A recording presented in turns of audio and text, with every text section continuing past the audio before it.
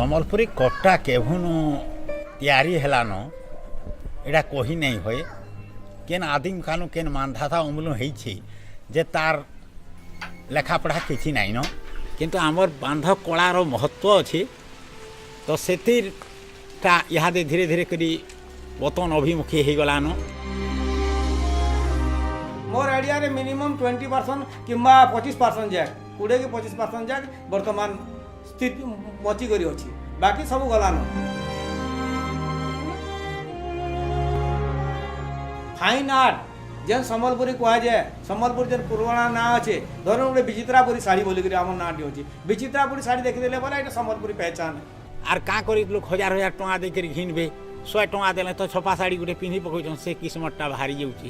ଏ କଳା ହେଉଛି ଆମର ପୃଥିବୀ ବିଖ୍ୟାତ କଳା।